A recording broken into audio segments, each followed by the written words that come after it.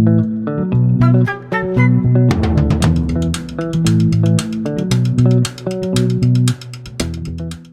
to ReFocus, a podcast that helps you find your focus to build a thriving creative career in the music industry. I'm your host, Rosalind Dennett.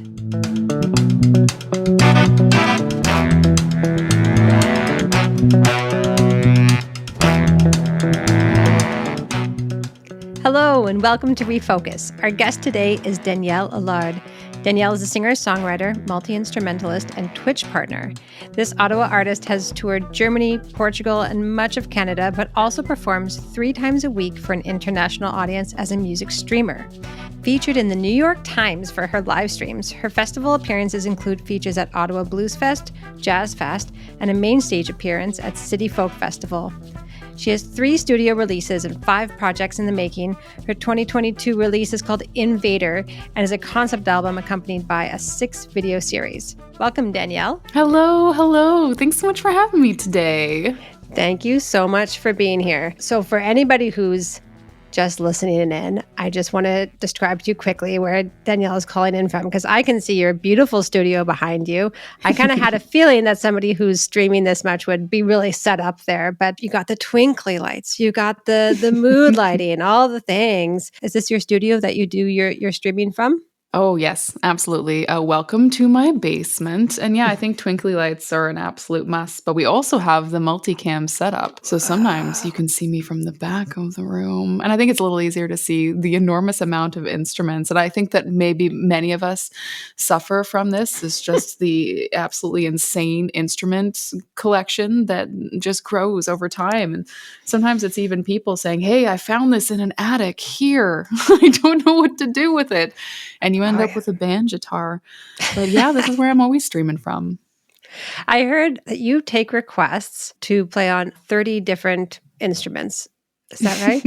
True. Sometimes we do, a variety of different kinds of streams, but the most popular in the Twitch space is certainly request streams, people enjoying the opportunity to request their favorite songs, sometimes request that you live learn their favorite songs as well. It's just something that was a very strange concept to me when I started streaming. Like, you want to see me struggle through something I've never heard or played before. Why? But yeah, people love the requests there, and it's kind of given me this space to really practice the multi-instrumentation that I was trying to do before, but I was always so nervous on a stage, and giving me this space where I could kind of very safely fail while trying to learn new instruments. So there are many here with me now.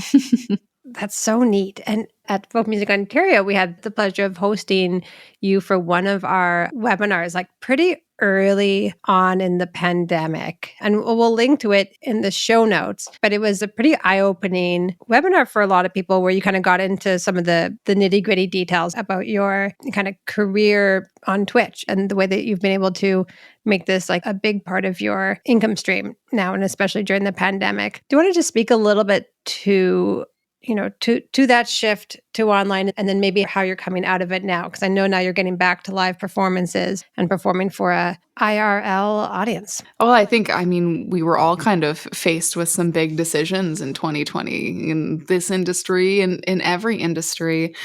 And I was really highly motivated to actually do my first stream for my students. So by day, I do teach here in Ottawa in a music industry arts and performing arts and public relations program. And so just kind of experiencing the pain of everything that we were all experiencing through their eyes as well.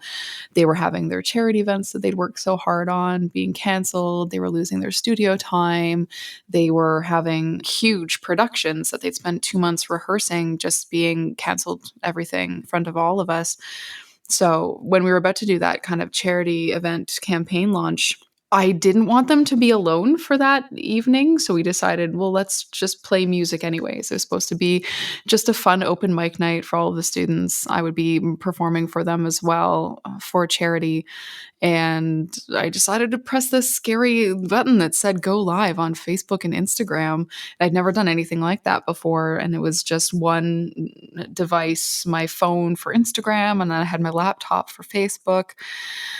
And through all of that, I had found this lovely way of connecting with my family and friends and being with them in a time when we couldn't leave, right? So that was huge for me. It was really important for my mental health. And it kind of gave me some structure in a time when we were all kind of clamoring around, really struggling, not having any structure in our lives. So moving over to Twitch was kind of part of an experiment in developing curriculum because I'd found this lovely thing that had given me motivation. I had a place to be certain days of the week at a certain time. And without that, maybe I wouldn't have been playing so much music, or I wouldn't have been practicing something new, or I wouldn't have been interacting with my family and friends on these platforms. So I decided to build that into one of my courses, which had this stage performance component. And I felt a little bit like a fraud walking in and teaching a class, like, one day when we're on a stage again, this is what it's going to be like. And in theory, I think that the practice is really an important part of learning. So we shifted that spring 2020 course straight into live streaming. So part of my kind of deep dive into Twitch was just for curriculum development. But that first stream, all of a sudden there were these strangers here that were so happy to see someone new and find this independent musician in Canada. And they were people from around the world. And that wasn't anything that I had experienced on other platforms, right? We all struggle to have our content seen, even by the people who opt in to see our content. It's so hard to get any kind of organic reach in any kind of social media space. So for these new people to be finding me, I thought, well, maybe there's something. And that was the beginning of a complete change of pretty much every aspect of my life. And I'm so grateful for it. I wish that we didn't all have to go through what we've been through in these last few years, but I don't think without this major world shift, I would be doing what I do right now. So for that, it's a big silver lining. So you mentioned the word, the scary button of going live, and that, when you first pressed it, you were thinking of, family and friends seeing this, or your students seeing this. And now when you press that go live button, you're being seen by people all over the world. How does that feel for you now when you are kind of going live? Is it easier almost if it's strangers, or is it harder? How does that affect you? These are all super good questions because in my community, what we've all kind of done is try to lift up new streamers and help people who are kind of going through what we've all been through in making this shift to a virtual environment. And so we all call it going and doing the scary thing. I don't think that the scary part ever goes away. Just like when we think about getting up on any stage, when I hit that button, I never know what's going to happen. But I do have to say that when you spend this amount of time with all of these people who are joining you from around the world, many of them have become very good friends. So it still feels like friends, even if they're in Europe or South America or Australia. We spend usually a minimum of 3 days a week on my stream. We're in other friends' streams, and we're spending an enormous amount of time on Discord. We have weekly events, games, movies, so you get to know everybody pretty well. And it's just a really lovely space full of really talented, incredible people. So I think that helps take the scary away a little bit, because when I hit that button, I know there's going to be usually the kind of core members of the community that are there for every stream. But it does really open you up to a whole new world. And stream to stream, you don't know if you're going to have a couple dozen, a couple hundred, maybe a couple of thousand people all of a sudden who are there. So it does keep you on your toes. And I think that I appreciate the fact that not every stream is the same thing. Do you ever get any negativity or negative reactions when you're online? It's one funny comparison is that if you're, sitting in the audience at a concert and you're like, I'm not so into this, you're probably not going to boo the performer. Like, it would take a lot to do that in real life. But, as we know, it's a lot easier to write some sort of negative comments or get some of that more negative feedback online. Have you ever dealt with that? And when you have, how do you get through it and how do you come out to the other side? Oh, it happens in every online space. I'm really happy that we're actually talking about this, because sometimes I feel this pressure to continue to create a positive space. So you just kind of don't acknowledge any of that negativity that's happening. But I also feel this pressure to also deal with that and address it sometimes, because I know that has a ripple effect for friends who have smaller communities or less of a moderation team. And so this isn't only like a live streaming thing. And I think that sometimes some musicians hold themselves back because they're really frightened of this. What I do love about Twitch is the moderation capabilities. So you don't actually usually need to see a lot of that stuff when you're performing, because you can assign moderators.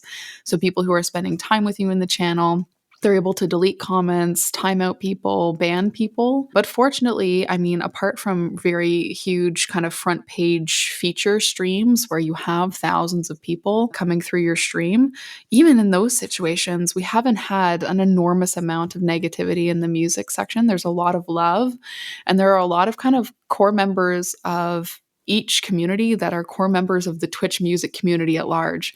So they know all the musicians. And I mean, it gets to a point where we all know each other too, because you spend a lot of time in other people's channels, learning from them, supporting them as they've supported you. It's a really lovely space. So don't avoid streaming because you think there's going to be an enormous amount of negativity, is something that I would encourage everybody to look into, because you will find that everywhere on the internet, right? When we think about the fear of putting up YouTube videos, somebody goes and they put a negative comment and that kind of lives there. The nice thing about streaming is you might not even see that. Your moderator might even delete that right before you have the chance to even experience that. And you'll have some people there who will immediately try to like fill the chat with love in response to any kind of that hate. So it's a really beautiful experience. Moderation's really important. So I would encourage you, if you're going to get started, just find a friend who's going to be on streams with you. You just give them a little mod sword and they can be there deleting any of that stuff. But honestly, the percentage of that is quite small in comparison with the people who are just there to support independent musicians. Wait, do you get an actual sword? You just said the moderation sword. Yeah. I need You to get know a more little about sword this. badge next to your name. I don't know. Maybe I should get them real swords. No, I think probably online swords are better, but I'm still so into that's what they get. We I was also joke picturing that like they're pool noodle swords. So, so I was safe. thinking you get like a clipboard or you get like a magnifying glass, get a sword. I like that. That's such a cool idea to have like somebody being your champion, and looking out for you in that space. Absolutely. I don't know of Yeah. any other places where like online that you can do that.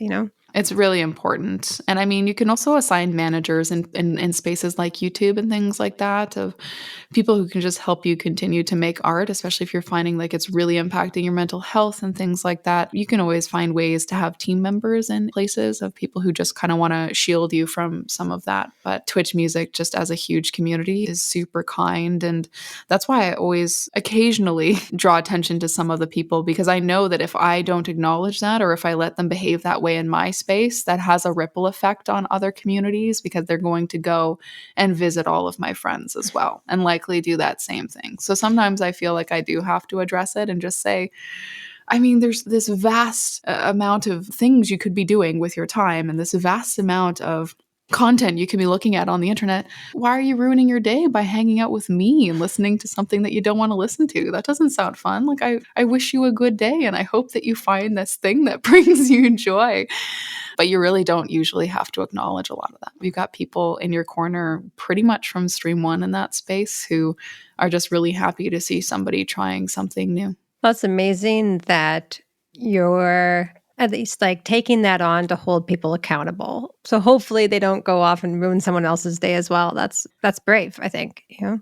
Yeah, that's always the hope. But I mean, this might happen once a week, once a month. It's not something that you normally just experience as soon as you press that button. It's just kind of a wall of hate. And I have spoken with some friends who are scared to get started because they're scared that's what they're going to be up against. But fortunately, not in this space. You mentioned earlier how doing the live learning taught you to maybe like confront a fear of failure. Can you speak to that a little more? I found Mm. that really interesting when you said that. I think that's why I wanted to keep going on Twitch is I was doing things that had been on my bucket list as a musician for years that I'd never made time or space for.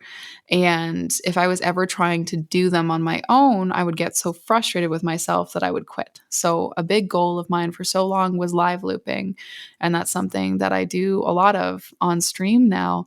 And the first time I did it on stream was July 2020. I mean, my camera was still my cell phone. My setup was just not there yet, but there were a good 15 people that would come to streams. And sometimes I would get too scared to even put some of those practice streams in the music category. So I would just put them in just chatting.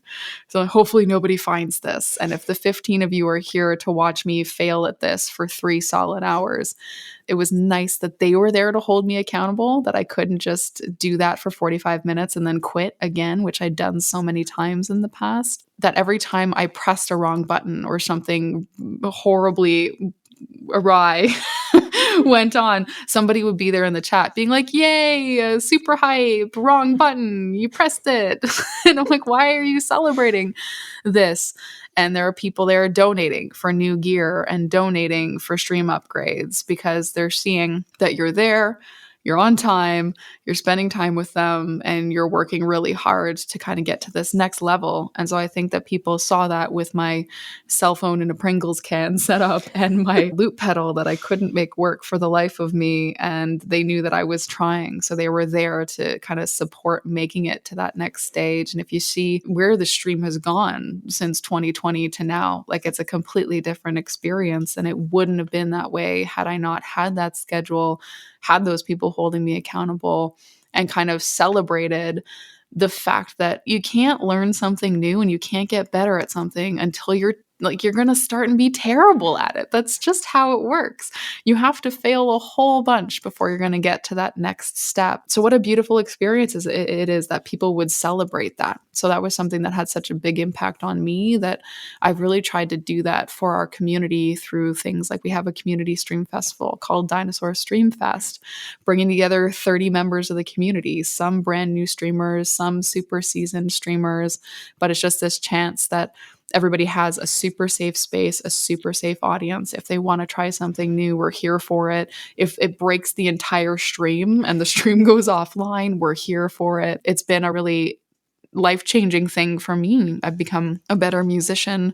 I feel like a better, more hopeful human.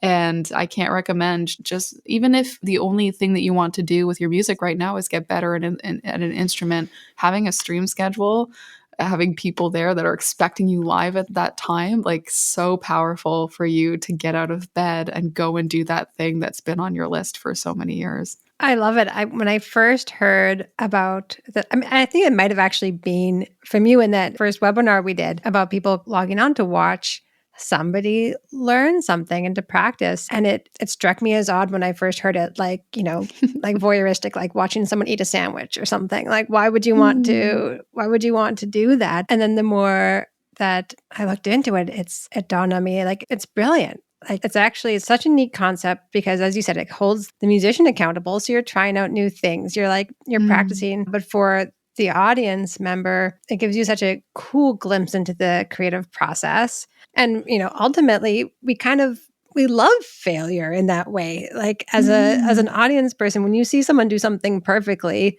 you're like, oh, okay, I guess they're just perfect and that's great. And they're going to do it perfectly all the rest of the time. So why would I go and see them perform a bunch of, but you think about like jam bands and the people that fans really engage with and will follow around and engage with in kind of a more intense way. And it's because they're going to do something different every time. They might fail. They might not nail that solo. Are they going to make it this time? I don't know. I better tune in, Well, exactly. There's that. And I think the fact that an enormous amount of why the audience is so positive too is because it's fellow creatives. A lot of the people in that space are fellow musicians and makers and artists. So on Sundays, we have art prompts. So we put up a new prompt every week. And we usually have upwards of 30 people making live art just based around that. I've been featuring artists from our community in our Sunday streams. So they'll do live art while I'm making music. But it's also this kind of human element of these people who you admire, seeing them fail and making it feel like, okay, now it's okay that I'm failing. So there's a little bit of that, I think, too, that I love watching it when my new friends are trying new things and failing. Because you're like, okay, well, I just failed yesterday on stream and you're failing now. So let's all fail together. Because if we never did it, then you could say you had a perfect track record. You've never failed at that thing, but you also never did that thing. So I think that a lot of us are kind of attracted to this messy part of art because we know exactly what that is. I was never a fan. Even doing IRL concerts before, my favorite were house concerts. It was never going and seeing that same show. Everything's pre-programmed. There's no stories, there's no human element to the artists that you're seeing, and it's just like a very incredible 30-minute set. But if you were to follow them around, as you're saying, you're going to see the same thing over and over again.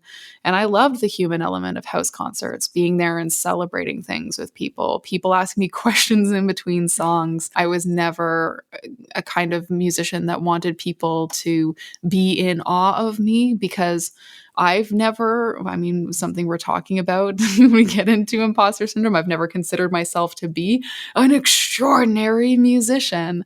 But do I think that the creation of anything is so important for every single human and their mental health? Yes, that's been my whole thing, my whole life is bringing free craft supplies to shows, trying to make space for anybody who wants to play a singer-songwriter showcase for the first time at an ice cream shop. That's much more what I want to spend my life minutes doing. So streaming just was the virtual version of a house concert where people could come and hang out and we could talk about things, answer questions. And then it turned into this thing where I'm learning new instruments and learning new songs. That was also, I think, at first I was like, I don't know why people would do that.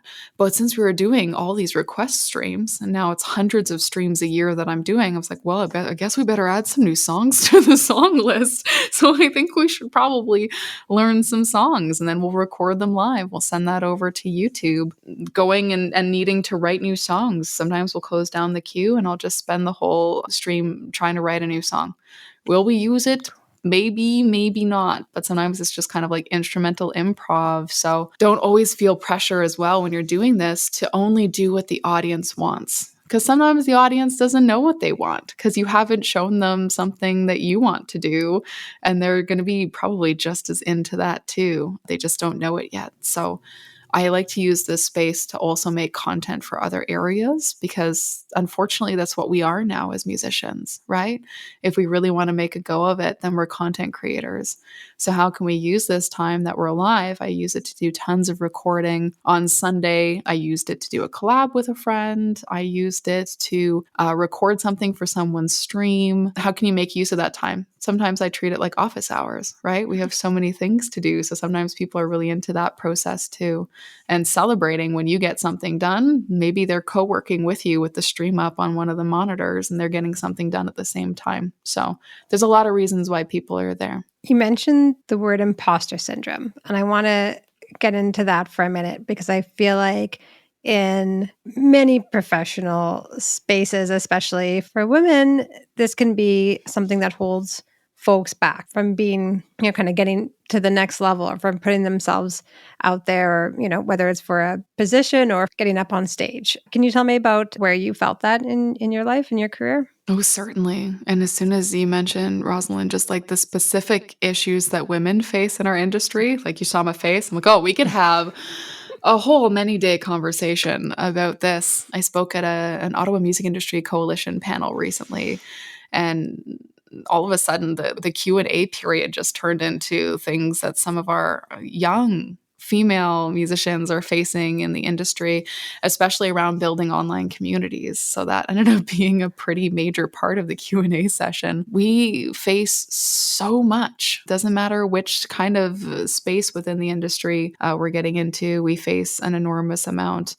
And so when it comes to imposter syndrome, I don't think that it ever fully goes away, at least in my experience. But what I try to do as much as possible is treat myself as gently as I would treat another up and coming musician, another independent musician. And I think that's also what has attracted me to this space so much is the fact that it is celebrated when you are failing, as opposed to this expectation of perfection, that you can go and lift each other up and you don't need to be in direct competition. That is a really big thing for me in these last couple of years. And I think it's actually features of the platform that have helped do that. So for anybody listening who hasn't kind of experienced Twitch, when I'm talking about our community festival, it's called a raid train. And so what you have is this raid button on Twitch where as soon as you finish up your stream, you press a button, it says raid, and you bring that entire audience with you and you drop them in another stream.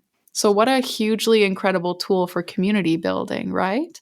Just because I have this many viewers doesn't mean I'm not going to share those viewers with someone else at the end of this stream. And that's a beautiful thing. Sometimes midstream, we actually go on field trips. So I'll pull up other people's streams who are live and we'll go and we'll support that artist for a little bit. What an incredible space to not be held in direct competition with fellow artists, which is something that we experience all the time in our industry as well.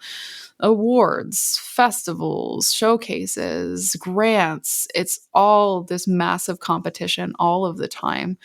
So I think we can probably all do a little bit better, and myself included, at just kind of continuing to make spaces where it's a celebration of community and not necessarily something that is just kind of pitting artists against each other just to be able to survive, just to be able to have some level of income to maintain their career.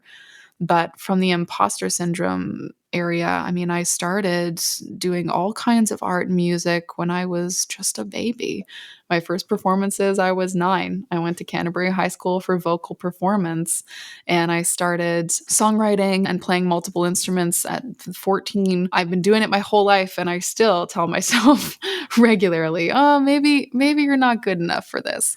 I don't know if we'll actually apply to that thing because I'm not really there yet. They're not even going to consider me. And that's a huge time investment. And it's true for many things. Like you can kind of listen to this podcast and we're hanging out and we're talking about this, but I'm still not somebody who would be considered for a ton of festivals. I'm still not somebody who has received a music grant. So I can continue to tell myself, well, I should probably quit. You know, I've been doing this for 15 years professionally. I've released 4 studio albums, but I still don't check off all of these other boxes that other artists do. So why would I continue? Why should I keep doing that when all of these other people are doing all of those other things? So I'm sure every person that's listening to this is thinking about all those boxes that they also don't check off as a professional musician, because there's just an enormous amount of gatekeeping and it's so hard to make any kind of living in our industry. And I experienced that for many, many years. And so what has changed so much in these last couple of years is not so much relying on those gates and reaching out and forming this online community, which has changed everything for me. Now I'm able to go to the studio once a month. I'm able to write and produce more than I ever could before. And it's not through grants and it's not through official opportunities, just kind of making a living through the people who are supporting you in your community. There's a lot of different ways to make it. And I think that's what we think is at one point in our lives, we're going to make it. We're going to be there and we're going to feel it. And I haven't felt that.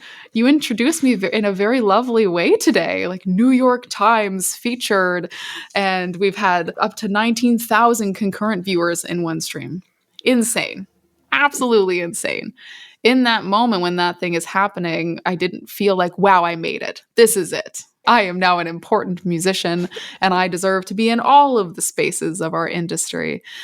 It doesn't go away. But I think acknowledging that you will have the biggest high ever in your career, and the next day it'll go right back down, and you need to be okay with that. And that's okay. It's part of the journey. None of this is linear. It doesn't just get bigger every single day. And especially if you look at streaming, there's a lot of numbers associated with it. Who's watching right now, how many followers you have, how many subscribers, what's on the leaderboards.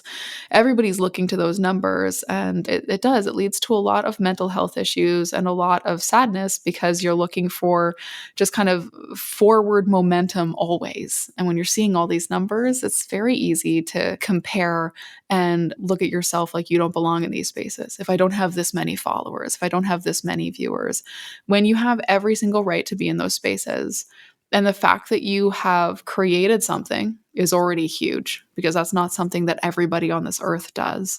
The fact that you are going and making a space where maybe somebody else who had a bad day can now actually exist. That's a huge thing that not everybody else in this world is doing.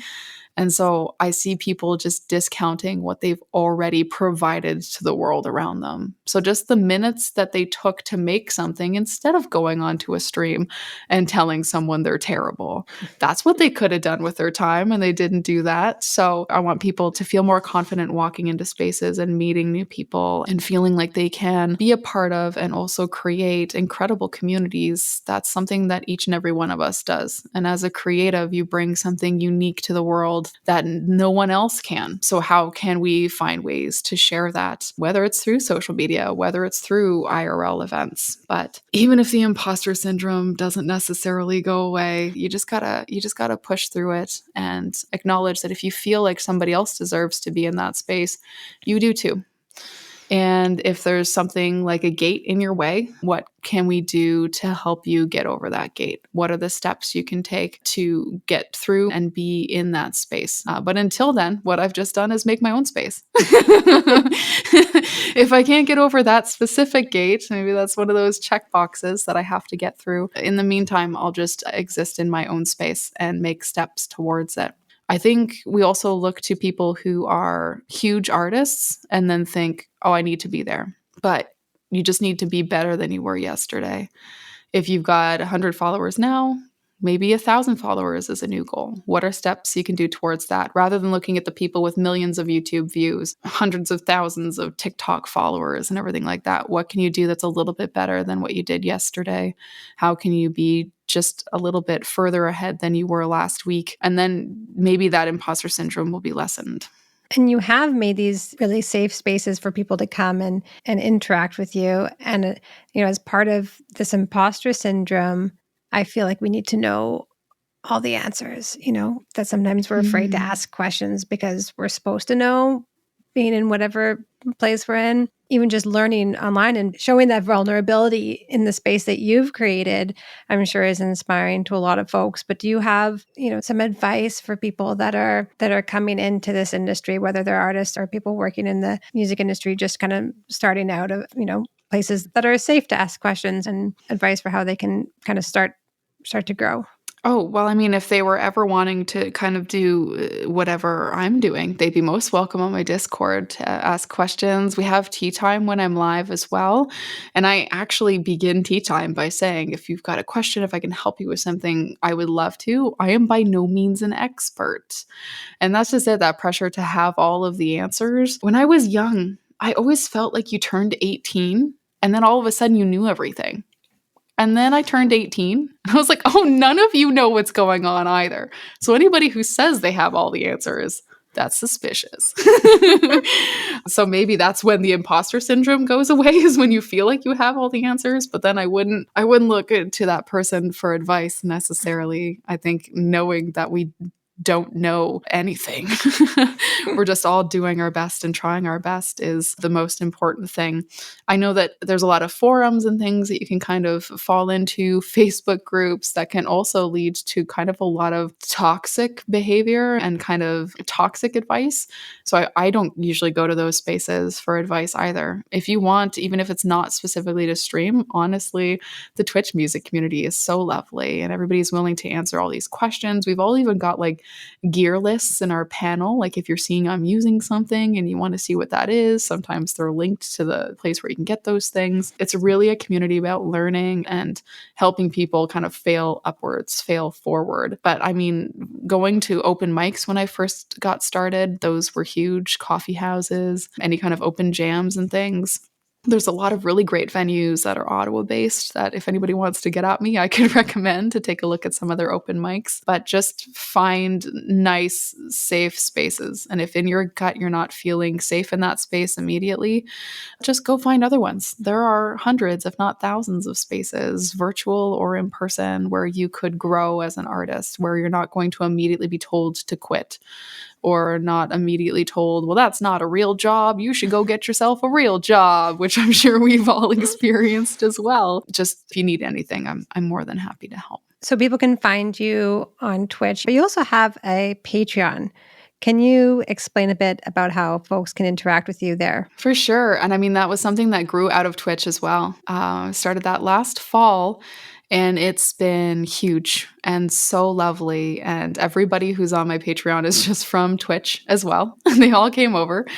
And over there, you can tell that I like it because if you take a look at the page, there's, I think, over 170, if not over 180 posts there now, like just over a year. But I include like weekly audio downloads. So when you see me upload something to YouTube, then the patrons get to kind of keep that as a download on Patreon. There's things like behind the scenes art, because I've been getting more into visual art. And I've also got kind of like events based things. So song reveals we'll do on stream, but we'll have like a pre-party on Patreon to kind of reveal that to everybody so they hear it first. They get song teasers and things like that. Monthly VIP parties. But I think the biggest reason why so many people are on Patreon is because I bring them to the studio with me. So we do have once a month studio sessions. This is a special time because my project that I released last year is called Invader, and we recorded it in a week. So I lived at the studio end of February, early March in 2022, and we're doing the same thing this year. And we're going to be working on a few different projects, but Studio Week is very exciting. Yeah. Yeah, my next question was, with your new album, Invader, how did you bring your Patreon followers into that space, and how did you use Patreon to interact with this new release? It's just crazy when I think about the trajectory of everything that's happened in the last 2 years. But part of how we were celebrating certain Twitch milestones was through a song release. As if we can get to this milestone, then I'll release an unheard original song. And we've been doing a little bit of songwriting on stream too, but I hadn't gotten to a point where I was writing lyrics live because that still was something that would make me uncomfortable. And we're slowly getting there. But I had released this song called Invader, and we were about to spend a week at the studio, and all these things just started kind of falling into place, which is also another name of one of the songs on the album. But it was just apparent to me, I'd always had this dream of writing a concept album, and I think we wrote a concept album. And it was magical having everybody involved because everybody had seen it being written on stream. They'd seen the big release on stream, which was for a charity stream. And then they lived with me essentially in the studio. I streamed every single day, everything we were doing pretty much, except for a few secrets that we were kind of keeping under lock and key. But we'd spend a good 8 or 9 hours some days just having everybody hanging out with us in the studio, having meals together. Everyone was kind of giving feedback on certain things. Sometimes we'd be working on like, how many beats per minute is this going to be? I never thought that I would be just like, welcome everybody to this very intense process. And it was so fun having them there. And my producer, Dean Watson, here in town, it was all very new to him as well. I was like, hey, by the way, I'm just going to bring like 50 internet people to our streams with us. Is that okay? They're just going to be with us every day. And by day 3, he had just like completely embraced it. He was very excited when we were streaming. And so we're going to be doing that again. And it's nice because Patreon, they get access to all of these extra things. But then you go on your stream and you say, for $5, you can spend the week with me in the studio. And wherever you are in the world, we're going to be streaming it so you can be there. So that coming up is really huge. And then we've got this core group of people who were with you every day. And some people took work off, which is crazy to me, to be with us every day. they feel like they've made it with you. And really, they have made it with you. They helped fund the project. They were with you every step of the way. So when it came down to the summer, we were recording 6 videos to release. We built a spaceship in the woods because I'm a normal person. Wow. And then everybody had been asking internationally for so long for physical CDs. And I mean, how do you even get into that? Did so much research to find ways to order CDs, but like there's no companies that really do that anymore. Everything's digital. So I guess I have to mail out CDs. And so what I did was just do a pre-order campaign so that people could order all my past albums with this album, and then do some like bonus things. Like I play kazoo all the time on stream and people laugh, so they could get their own kazoo in the package with some dinosaur stickers. And we also tore down the spaceship and turned it into small pieces so people could buy a piece of the spaceship with these pre-orders. So just the whole thing was crazy. Merch lines. I'm wearing our Invader merch right now, designed by one of our friends who lived with us in the studio for a week. Beautiful. Yeah, it's just like the very cool things you can do when you just bring people along for the ride. And I'm just really blessed to be with so many incredible artists who are just so happy to spend so much time. That's such a neat concept to have people with you in the studio there. I feel like I would give them like little producer things to say, like, has everyone tuned their instruments? Like all the producers speak. You were a little pitchy on that last take. Let's see if we can. We do that. And then when we're recording, they all have to choose which film role they want to be. And sometimes somebody's assigned to craft services. Someone has to yell action. Yeah. Amazing. And so it's just a whole lot of laughs all the time. Oh, that's so fun. So where, we talked about Twitch, Patreon, you have the new album Invader. So Danielle, where can people go to find out more about you and everything Danielle Allard? It's just DanielleAllard.com, my name.com, and I've got a whole section on Invader and links to the video series if they wanted to see. It would mean the world if they wanted to watch, especially since we built a spaceship in the woods. It's crazy. Then you can also find the shop, and there's an events page. So it's got my stream schedule there and a link to our Discord for our weekly games and movies if anybody wants to do that. We have a Learn Squad, so we do Skillshare sessions for anybody. This month we're learning Japanese, but we have an Introduction to Songwriting session coming up very soon too. So it's always whoever wants to share with us. We have those once a month. And there's contact there too. So if you wanted to get in touch and have any kind of questions about doing any of this, I'm more than happy to connect with you. All right, well, Danielle, thank you so much for joining us. This has been such a nice conversation. So nice to catch up with you. It's really nice to have this one-on-one. So thank you so much for having me.